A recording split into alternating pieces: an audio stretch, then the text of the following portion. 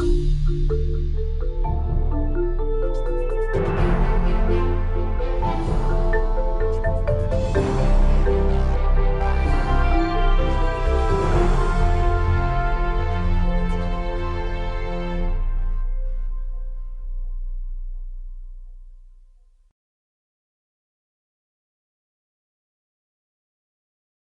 and thank you so much for joining us today for 2022 midterms, what happened and what now.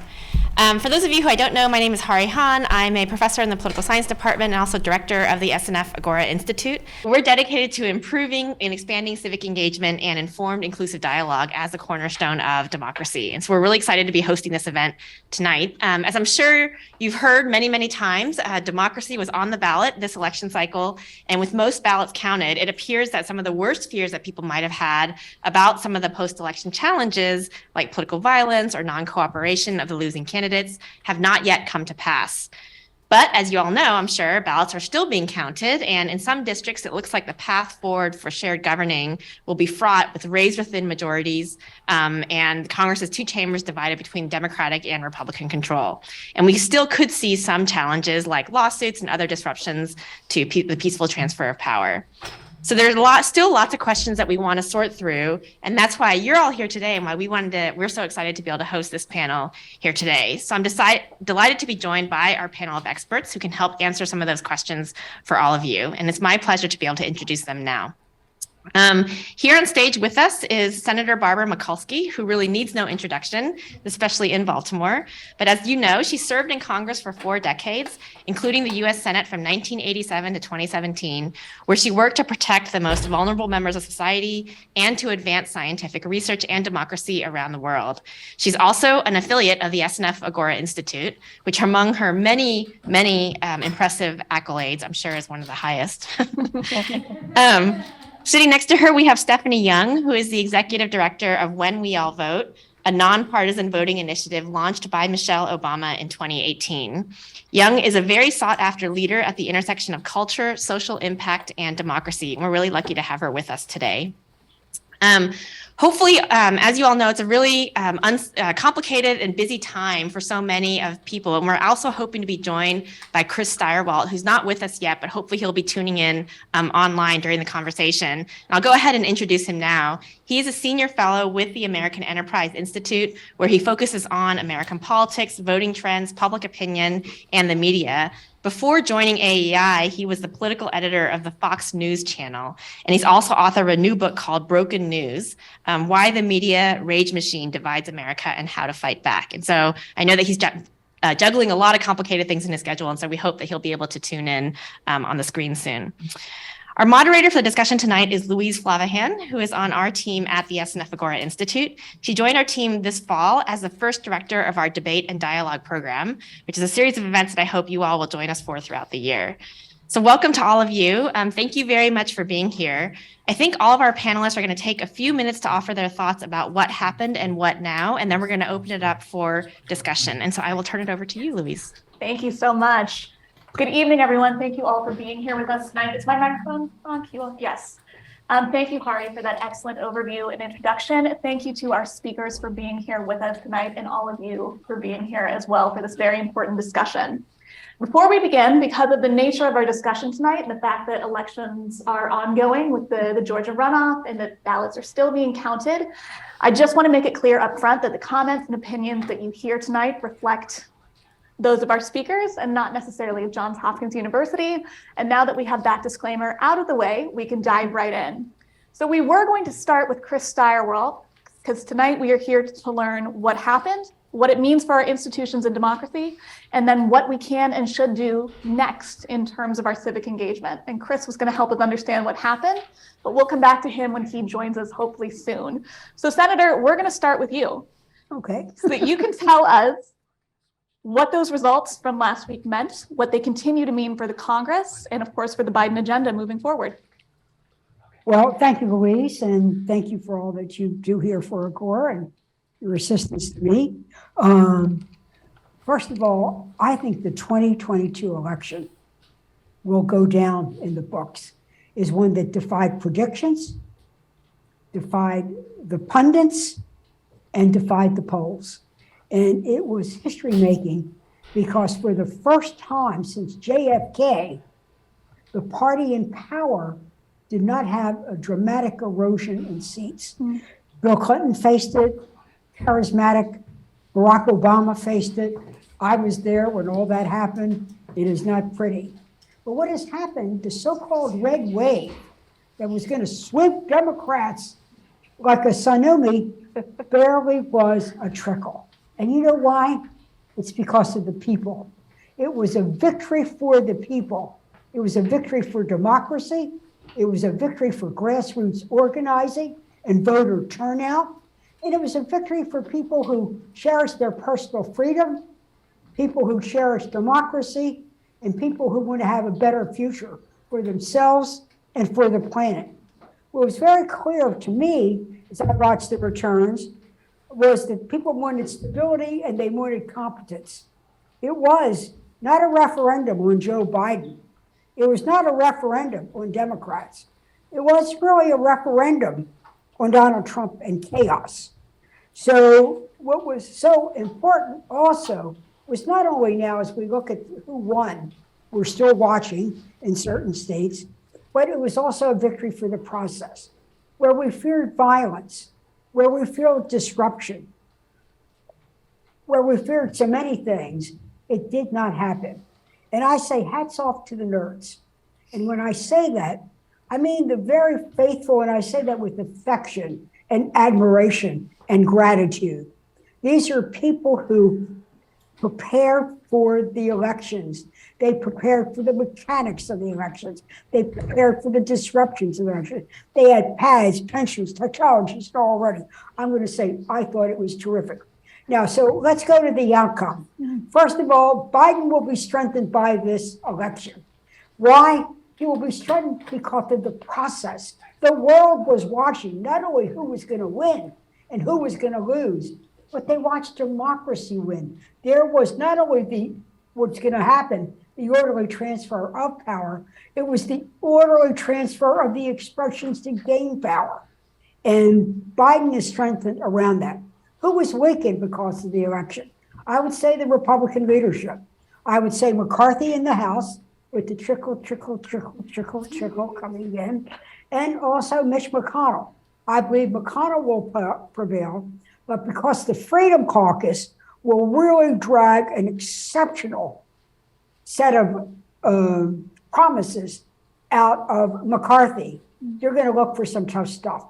In terms of the implication, because we could either have Democrats in charge of both houses, or, which is a little shaky right now, or you could have Democrats in control of the Senate and Republicans in control of the House by maybe 2 votes, two congressional seats. So let's look at what they do best. In the House, one of the things is all money bills start in the House. So there will be the big debt limit fight. Raise the debt limit, or you better cut Social Security, raise the age. We'll talk about the issues. All of the Biden budget will get stuck in the House. Goodbye death knell to tax reform, to goodbye to the Trump tax cuts, and so on. So when you look at where the money starts, plus the House will always be, the Democrats will always fight for the social end. Over in the Senate, one of our big jobs that the Senate has, I say our, we're still there, is the advise and consent function. One of our most powerful functions. So what does that mean? It means that Biden will be able to get his judges before this term is up. How important, how crucial. So big impact. Also at this term, in any session, people who served in the cabinet often chooses this time to go before we get to the presidential election.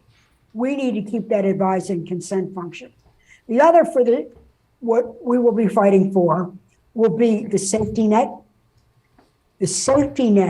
and the social contract, particularly around Social Security and Medicare. We'll be fighting on immigration, and we will be fighting on electoral college reform. And not at all least, we'll be fighting for protecting the planet. So I think it was a good day when we went blue in the Senate to go green in our economy. And so it will be a fight. There's no doubt. So let me just say this, and then I'll conclude. So we all will have our agendas, but let me talk about Warnock for a minute. Senator Warnock, who's been a very fine senator. He's got to get, and I know Stephanie will talk about this, but the media really doesn't bother to understand the process. They just want the horse race to boost ratings. They really got this election wrong and they need to be as reflective as both political parties. But with Senator Warnock, if we re-elect Senator Warnock, which I believe we will, it will not only give us one more person, but it will affect the committee structure. The way the Senate goes now is if you have 50-50 with the vice president breaking the tie, we'll be in charge, but the committees will be 50-50. So where the real work in the Senate goes is in the Senate. And it means that without the one vote majority, with Democrats absolutely in charge of the committee, whether it's Judiciary, Finance, Health and Human Services, Appropriations, we need Warnock. We need Warnock because he gives us control, helps us control not only the Senate, but gives us control of the committees. And I'll stop now. I am so excited. You know what I'm excited about? That the people did speak. And when they wanted to have a voice, our election process worked for them to be able to do that. I think it was a great day for democracy.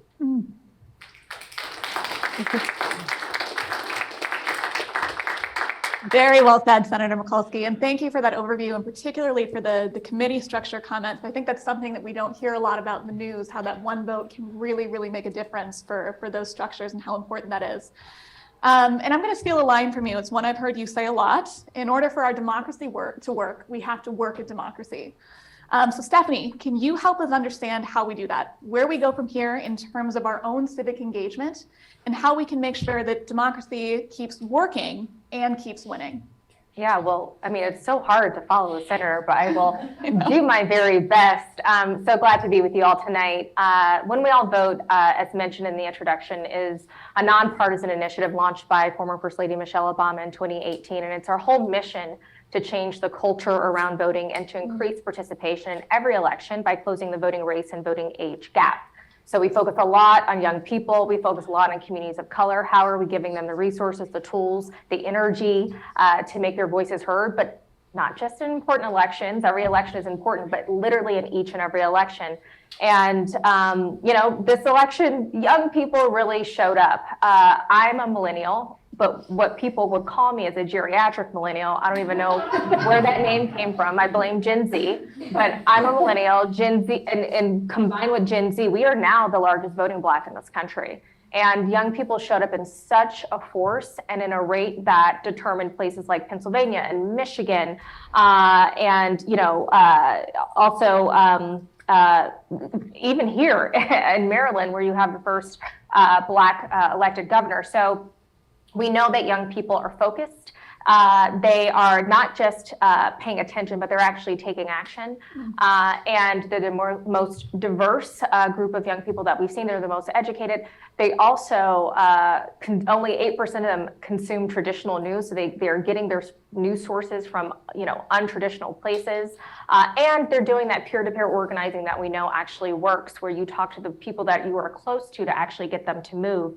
And so for us, as we look at what just happened now, it's telling us that more young people are not just getting in the game, but they're taking action in a multitude of different ways. And, you know, we look at democracy as this thing that's kind of on the side, or politics that's on the side. I know everybody in this room obviously looks at it much differently because you're in this room, but the average person is not paying attention consistently, only when things affect them. And I think 2020 gave us all a break and a moment to say, our government's not working. The people that I've put in office or did not put in office because I didn't vote are impacting my life in a way that I've never seen before. I have to sit at home. I have to wear a mask. I have to make sure that I'm keeping myself safe, my family safe. I've lost my job. All of these different things happen. And then and that moment of all of this uncertainty when it came to COVID-19, then we have, racial injustice and unrest in the streets. And all of our problems are sitting there right in our face. And I know that the last 2 years have been super challenging for us, but they have been positive, in my opinion, for civic engagement, because what it's done, it's shown people who've not thought about voting, who've not thought about participating in government, that it impacts their lives. If they do and if they don't. I did a conference for a parallel organization in London, and they had this wonderful sign up, and it says, if you don't do politics, politics will do you. And politics has been doing us because we've been at a seat of privilege in this country, not having to worry about certain things.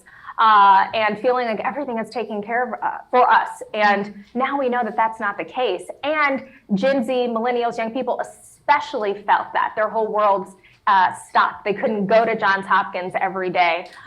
So we are at a turning point, an inflection point where people understand that the power belongs to them. And that they understand too that the way things have been working will not continue to work because this government does not reflect who they are. And that was the beauty about what just happened. When you look at all of the historic elections that just took place when it came to LGBTQ, African Americans, those from marginalized communities taking office, and our government now taking shape in a form that actually represents who we are. So we work very, very hard with those messages consistently, but also we try to be fun.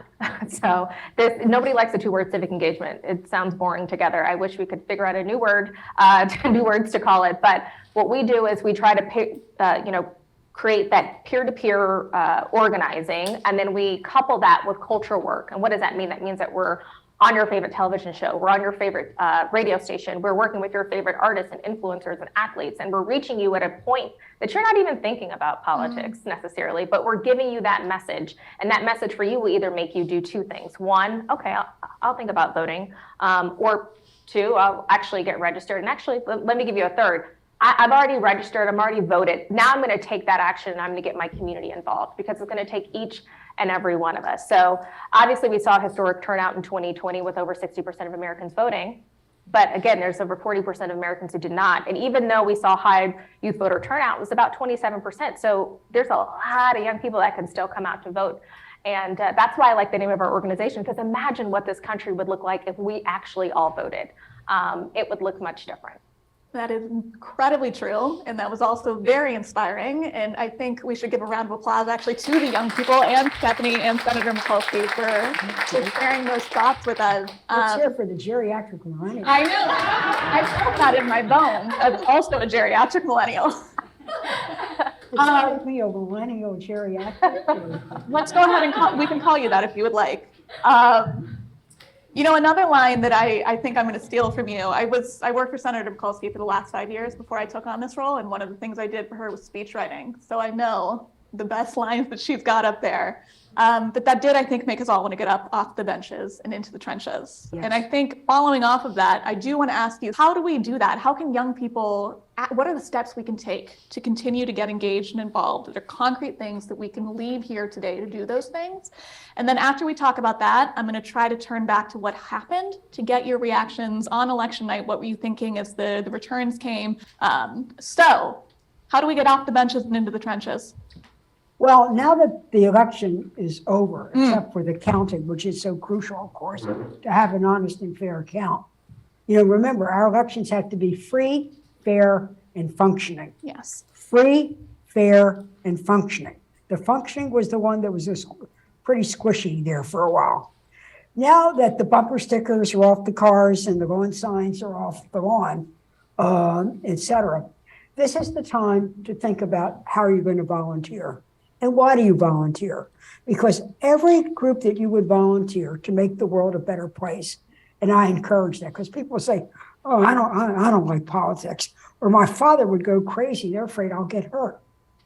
All of these things, there's a lot of anxiety, or I don't want to pick a party, it'll hurt my job prospects. But you can be involved, because every issue is ultimately a policy issue. So if you worry about hunger insecurity, and you want to volunteer for Meals on Wheels, or you're worried about the homeless or the vacant house thing in Baltimore, and you want to volunteer for Habitat, go do it. Yes. as Elijah Cummings would say, if you see something, do something. Go do something. Then, if you don't want to be involved in the politics of a party or a candidate, volunteering for a candidate or a political party, volunteer for the process. Let me tell you why. Our elections worked this time. Well, I know in Maryland, one of the reasons we had a successful outcome in Baltimore was not only the incredible turnout and all of the people who showed up, but that the president of the Senate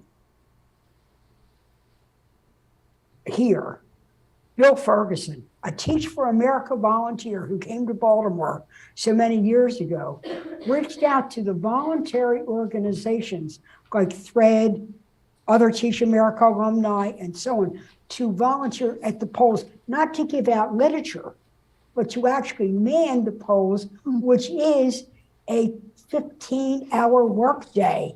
And now you need technology savvy and handicap sensibility and so on. President of the Senate, Bill Ferguson, is an example of lifetime leadership. He came to Baltimore, and I'll just stop here. Came to Baltimore as a Teach for America teacher, stayed, got involved in the community, ran for office, eventually became a state senator in Annapolis, and became one of the youngest people to become president of the Senate. But deep in his heart and his modus operandi, he's an organizer and he's a Teach for America guy. You know, each one teach one, each one organize one, each one let's go participate and do something. So I tell you that, not to be Bill Ferguson or Adrian Jones, again, our great Speaker of the House, but because of that, we had a great election. And also, when our governor is inaugurated, he'll have a leadership team. So anyway, what I'm saying to young people is get involved in something. And if you're worried about politics, go to an NGO. If you really want to also be of help as elections draw near, get involved in making the process work, which is to volunteer at boards of elections to make sure our elections go smoothly. Well said. Yeah, all +1 to everything the senator just said. I would also add, you can come here to When We All Vote. We are a nonpartisan organization, and it's not about a candidate, it's not about a party, it's about the process.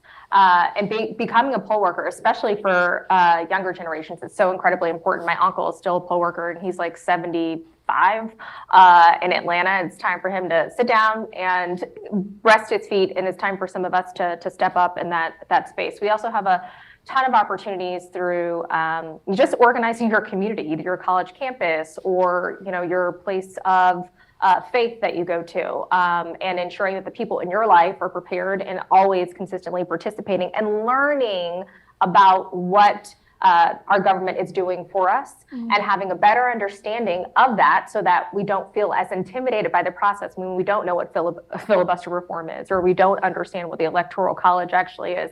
We try to break those things down and create community around this country of people who want to do this work in getting more people out to vote and just engaged. One fight that is definitely going to be on all of our hands right now is voting rights. And even though this election went fine in some places, right, at the end of the day, there's been over 500 bills that have been introduced and or passed in places like Texas, Georgia, Florida. They've actually passed really terrible voter suppression bills to make it harder for young people, make it harder for people of color to have access by cutting early voting days, by taking away ballot drop boxes, by really impacting everyday working class Americans who might not have the time to go to the polls one day. I don't even know why we still have it on one day on a Tuesday, and that's like an archaic thing. I won't even go into the history lesson around that. But it is so important that we understand, as the senator said, that every right, everything you care about, from criminal justice reform to climate change, every issue is a voting issue. So no matter how much you care about one thing, it's not going to be done if you don't have the right people in office. So that's why every organization, even if you are a part of another organization and you want to tap into this space, you should push your organization to do voting work. And you can partner with organizations like ours. But again, the voting rights is a huge piece that I don't want to walk away from, because we're going to need an army of people that are in the streets. We're going to need an army of people that are calling their senators. The Freedom to Vote Act and the John Lewis Voting Rights Act, which was combined in the House before it went over to the Senate, actually passed in the House, but the Senate hasn't even taken it up. So this bill would help to end partisan gerrymandering. And if you look at the state of Florida, you see what partisan gerrymandering does. It's done it all over this country, and that helps to also depress the vote. It also expands, early voting days, and it also makes voter registration automatic. It does a lot of different things that brings us up to where we say we are as one of the leading democracies in this world, but we have such an old system, and it's incredibly important that we know that these bills exist and that we're standing up and we're standing behind them so the Senate actually will take it up. And another thing is when it comes to redistricting and gerrymandering, there's a great organization called All on the Line that is run by former Attorney General Eric Holder. That is organizing people in communities all around this country, to really be a part of redrawing, redistricting, and all of those things so that they have a say. Politicians shouldn't be picking their voters, voters should be picking their politicians.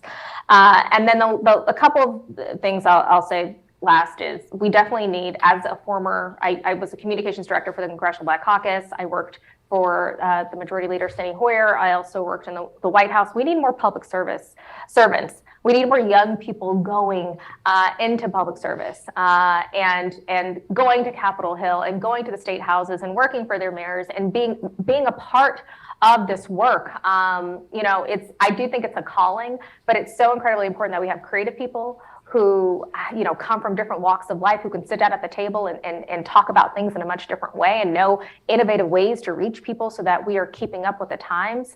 And if you are so compelled, you should run for office.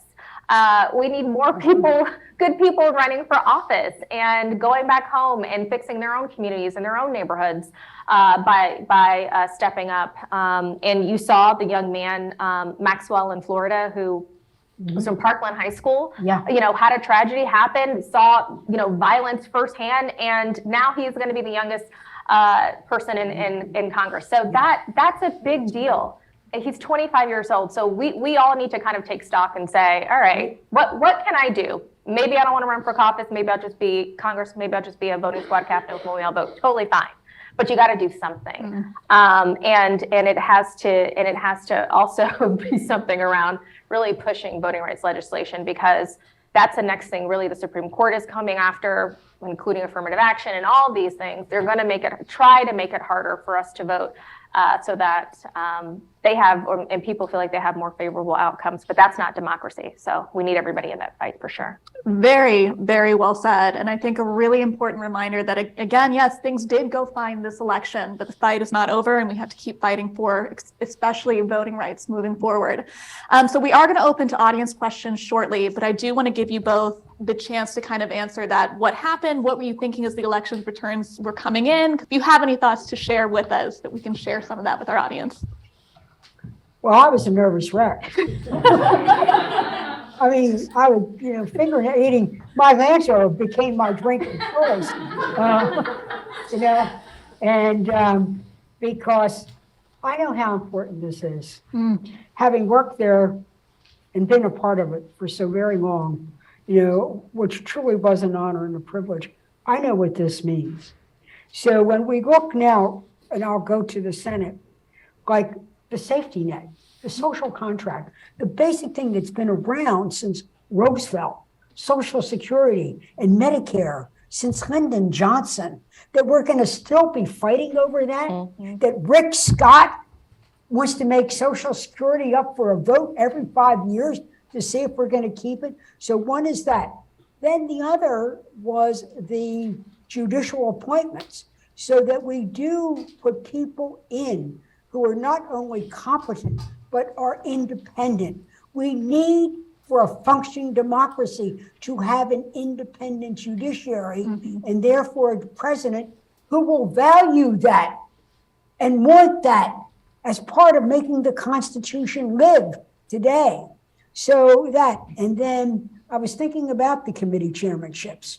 So my very good friend, Senator Patty Murray, dear friend, she ran after the Anita Hill debacle, They made fun of her when she went to lobby as a mother for daycare resources in the state of Washington. And some sarcastic guy said, "You're just a mom in tennis shoes." And she laced up hers and ran to the Senate. Anyway, she's going to be the chair of the Appropriations Committee. Senator Murray has devoted her life, first of all, to what we would call the Care Society. Because she's chairing it, even though it might begin in the House, she will be fighting for daycare. She'll be fighting for that tax credit for children. She'll be fighting for making sure that we have Social Security that is undeniable and reliable. Undeniable and reliable. And also with Medicare, look at the reforms under Biden. And I don't want to get partisan, but I am, because the votes. Right now, we're not going to be gouged because we take insulin. Mm-hmm. For those of you who might be in the audience that are pre-med, you know, insulin's been around 100 years. $100 to get your insulin in CVS, $10 in Canada. What the hell is that? That's insulin. So when they say, "Oh, you're going to cap, innovation," this isn't the breakthrough in lupus or ALS or breast cancer or something. So the chairmanships will matter, and I could go through each one and show how they would matter. So when you ask, how did I feel? I wanted a Democratic victory. And what I really wanted was to really go to what I said. People were really worried about democracy, but they were worried about their personal freedoms. They want a constitution and a court system that functions fairly and not ideologically, an independent judiciary. They really want that. They really do want to have a better future for themselves and for the planet. And they see a different kind of horizon. So this is why I was so excited. And when we get the outcome, we'll go on and we will govern. But also we need to look at the governor's races. I don't want to get off now. I know Stephanie wants to comment. But this is where candidates do matter. You have in Maryland a Republican governor leaving office with a 65% approval rating. That is pretty astounding. And they threw it away. Now, I'm happy they threw it away. But Charlie, and you look at Massachusetts, Charlie Baker governed very reasonably up in Massachusetts, a Republican governor, a two-term guy. They threw that away too. So candidates do matter. And also, what else matters? Authenticity. People will be looking for a long time on how Fetterman beat us. Let's start with the A word, authenticity. And I think Senator-elect Fetterman's grit and steadily and methodically and at times even anguishingly to some of us who watched, keep on campaigning. But he also did something else, grassroots organizing, leaving no county uncontested, and so on. So candidates matter, grassroots organizing matters, and then the outcome matters in terms of policy. For all of you here, right now, the forgiveness of student debt is pending because of a court decision. Is it constitutional? Did it have to go through appropriations? I don't know the legal answers to this, but I do know there should be an independent judiciary that should decide. Plus, who would want to stiff arm the forgiveness of student debt? Okay, so anyway, I'll stop. Let me tell myself. There's a lot there. I think, obviously, I think we were all on pins and needles. Mm-hmm. We done a lot of work to organize, and we recruited over 3,000 poll workers, and we had over 200 parties at the polls all over this country. We had thousands of volunteers that, registered voters, and we left it all out on the field, as you would say, in a campaign. But I felt like and still feel like we're fighting for the soul and the direction of this country. Sure. And they are two extreme visions of a country that is insular, that is monolithic, that is, you know, stuck in a relic of the past that never even existed. And there's a more diverse country that's ready to live up to the ideals that this country was created on. And we were fighting for that on election night. And I think that because democracy being on the ballot in the way in which it was, with all these election deniers who, let's be very clear, these people know who actually won, okay? They're just trying to play games with people who don't know, who might not know, and who are susceptible to lies and disinformation, which is egregious. Yes. That elected officials will do that and promote political violence and all the things that we're seeing. Knowing how high the stakes were and are was very scary. And I think what was most frightful for me was the 27 secretaries of state that were running in states all around this country. And those people will determine what election laws look like in that state. And they were running a lot of election deniers on purpose so that they can cause more mess in 2024. And yeah, and I think that hopefully this election broke us out of the instant gratification cycle of voting. I voted and everything's fixed. I think people get it. Everything isn't fixed. It's far from fixed. We got a lot of fighting and pushing to do. And elections are not instant gratification. They are a link in a long chain. And so every time we go to the ballot box, every person that we elect, they are going to do something for our future. And it's not for the moment. And I think as long as we continue to have that mindset and mind frame about democracy, about how this democracy works, about how our participation is a part of this link in this long chain, then I think that we will have more participation. And that comes with politicians telling the truth about how hard things are. Social Security, how long have we had that on the table, and how long has it taken us to refine it and fix it and get it to a place where people love it and need it and want it? Good legislation takes a while. So it's incumbent upon us now, I think, from all of these hard lessons that we've had to learn, is to understand that our democracy can be taken away in a blink of an eye if we're not paying attention. And there are forces and there are people out there who don't want to see a healthy democracy. And it's going to be up to us to consistently be in the game. The last thing I'll say is that we have a high school program called My School Votes. I don't ever want us to get to this place in the space again where we have an electorate who doesn't know how government works, doesn't know how government impacts their lives, doesn't know how to participate, is intimidated by the process. These are all the things that we know voters feel in this country, and who some of them are. So our My School Votes program has clubs in schools in a multitude of different states that teach kids not just how to register to vote, but how do you advocate for your rights? How do you advocate for the issues you care about? How to build your own campaigns? How to become an active citizen? And for anybody who's a parent in the room who has high schoolers, you'd love to have a My School Votes club at your school, but it's so incredibly important that we are reaching back and ensuring that not just those in college, but those in middle school and high school and even elementary school are learning what it means to be an active citizen in this country, so that we're never at a space and place where we are teetering on the brink of disaster because people don't, they're susceptible to all of the bad things, the lies, the disinformation, the people of not goodwill trying to manipulate our system so that they can hold on to power. Very well said again. And I'm so excited to turn it over to you guys to ask questions of our fantastic speakers.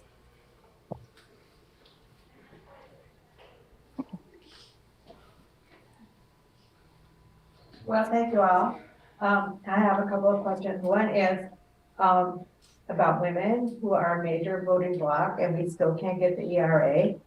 And also young people who are a major voting bloc, and we still can't pay for their college. And another issue is, what about reparations? I mean, why can't we do that?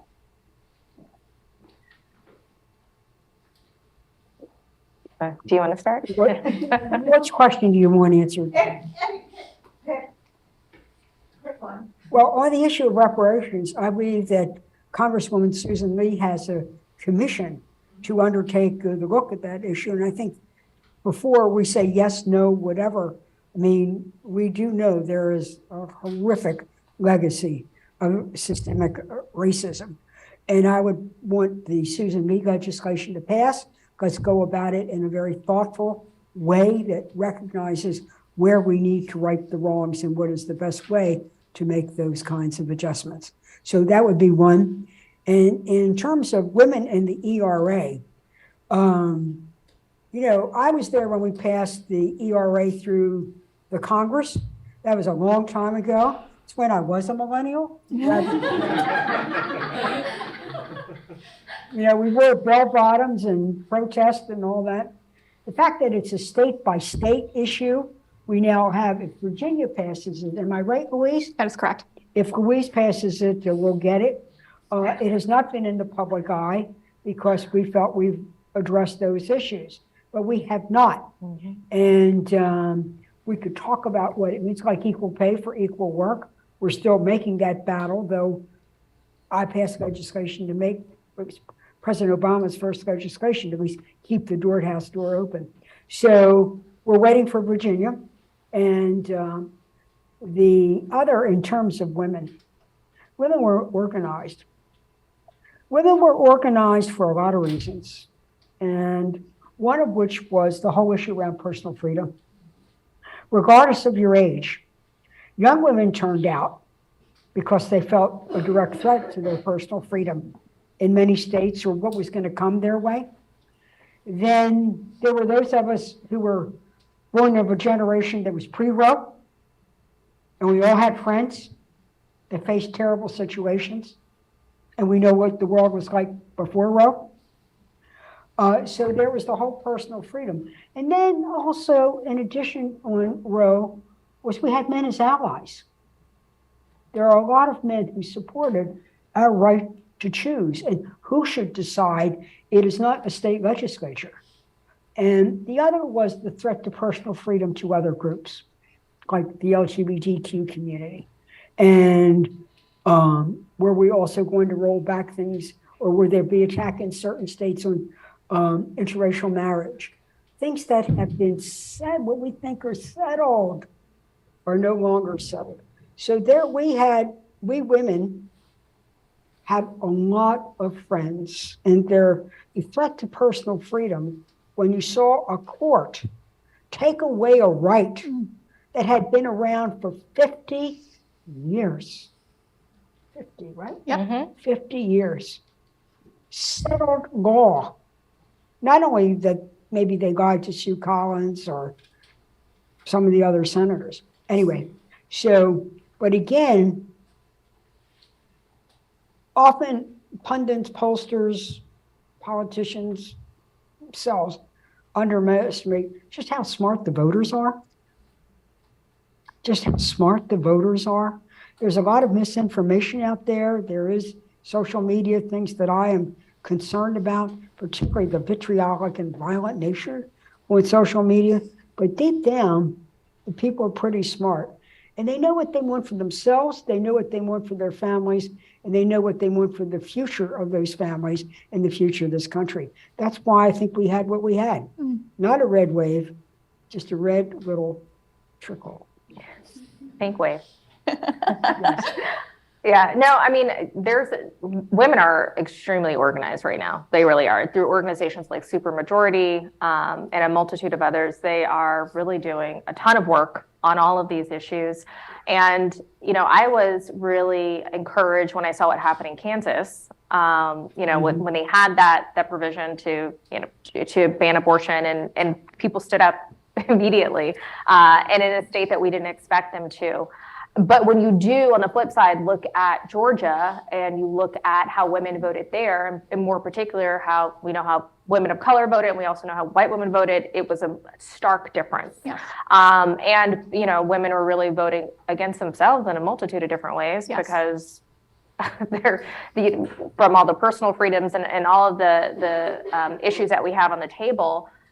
It's very obvious who is supportive of women's rights and equality and freedoms and all of those things, and who's not. So I think we have to start asking ourselves too some hard questions. Is like, what can we do better to talk about these issues with women we might not broker conversations with regularly, that are in our families or in our, you know, our some sort of, they've been in our lives in some way, shape, or form. Our classmates or former friends. I know a lot of people broke up with being friends over the last 2 to 3 years. Like, I'm not that person's friend anymore because they believe, and I get it. I totally get it. But we still have to have these conversations because I think there's far too many women and other people voting against themselves. I'm going to take a liberty here to ask a question from one of the SNF Agora visiting fellows, very closely related to the answer that you just gave. Her name is Ashley Daniels, and she is also with Black Girl Votes. And she asked, while the 2022 midterm saw great progress in electing women to statewide office, it also revealed there are still some serious challenges in ensuring women of color are represented in these positions. This issue is especially problematic for Black women who currently have no representation as governors or U.S. senators, yet still remain the most electorally active and supportive base, particularly for the Democratic Party.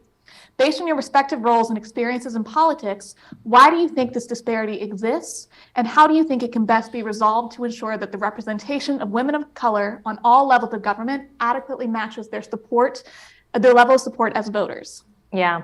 I mean, I think the hard thing with that is that Black women and other women of color are actually voting at high numbers, right? So we have to look at white women. We have to have those conversations. At the end of the day, like if you look at Georgia and even in North Carolina, where there was a Black woman who was running for Senate who actually was an elected judge. So she already had a statewide office.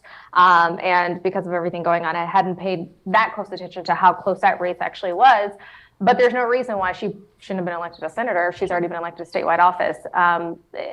You know, there's hard questions that we have to ask, but it's hard if one group is showing up and others aren't. And that's just the reality of where we are at this point. Right. We're showing up at high numbers. We're not just showing up at the polls, we're also showing up, like the majority of our volunteers are women and they are women of color. I believe it. So we're at the table, we're pushing. We just, now at this point, we need some allies and partners pushing with us.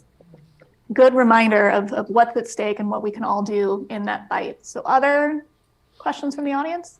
Thank you to you both for everything. I just had a question based on a class I'm taking through the SNF Institute. So we were talking about how we're living through an unprecedented time of political gridlock because there's been no landslide defined as more than like 10% in the presidential elections in the past 9 presidential elections.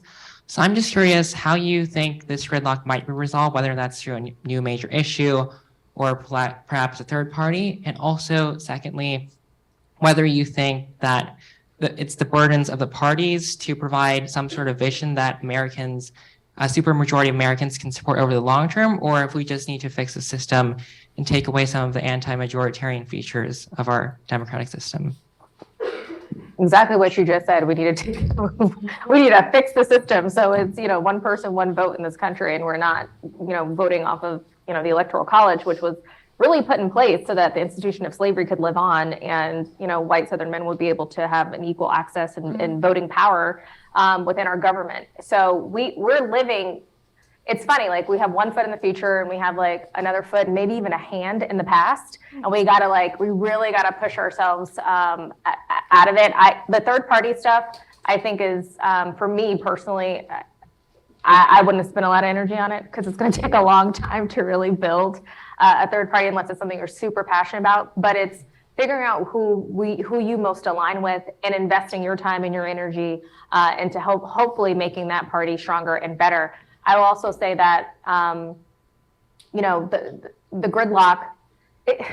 Look, the fact that the majority of Americans, we know what they feel, we know who they've actually voted for and who they support, but our government does not always dictate that, is because of issues like partisan gerrymandering that create even more gridlock because you are counting certain populations out of the political process because you're not giving them representation in government. And so it's not just about, okay, my party has control and we have power. No, you're taking the voice away from mostly marginalized communities. And that way you don't have women, in a bunch of different offices, especially women of color.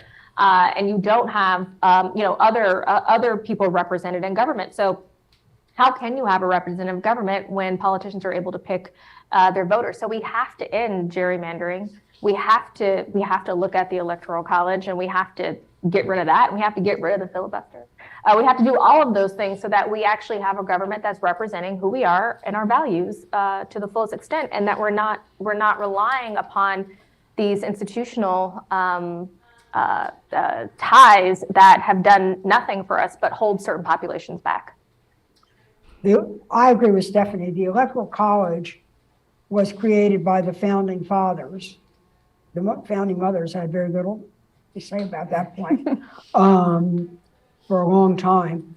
And there are reforms pending in the Congress now on the Electoral College. It is time to say goodbye to that and go to the direct vote of the people. And I think that the reforms being proposed are sensible. They'll be debated in what will be a transparent process. So that's one thing. I want to speak to the filibuster. I'm part of the reform of the filibuster. I don't think there are enough votes to get rid of the filibuster. But I was part of the reform of the filibuster movement. There are a variety of techniques. Senator Cardin has advocated some and whatever, where we could truly reform it. It's from another era. Mm-hmm. You know, when I was teaching here at the Krieger School in Dr. Agri's class to pre-med students, we went through Obamacare. And every semester, the kids would say to me, the students, "You had 8 years Obama, why didn't you do more? 8 years Obama, why didn't you do more?" And they were right. And the reason we couldn't do more was that Mitch McConnell evoked the filibuster on everything except the Pledge of Allegiance to the flag every day, which meant that we always had to have a supermajority of 2/3 of the vote of the Senate, which was almost impossible to get. Obama was stifled as president because of the filibuster. This is one of the reasons we need Warnock and maybe a couple of defectors here. But I do think that they have to either get rid of the filibuster or reform it dramatically. And you can follow some of those processes. I think it would really go a long way to ending gridlock and not needing a supermajority. To get 66 or 67 votes in the Senate, I mean, other than maybe a resolution, you know, commending Mother Teresa, and then they debate that.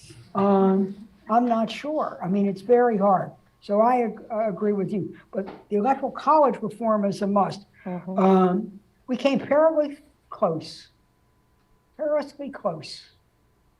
this last election.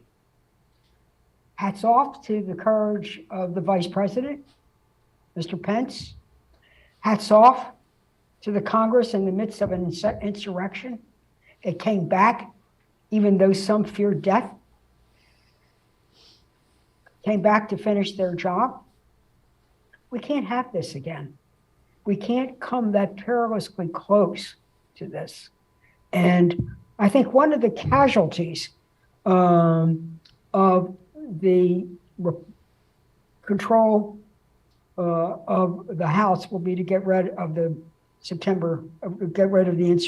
the Sixth Committee, because I think they've done a great job. Regardless of how you feel, they've at least made it open, transparent, and so on.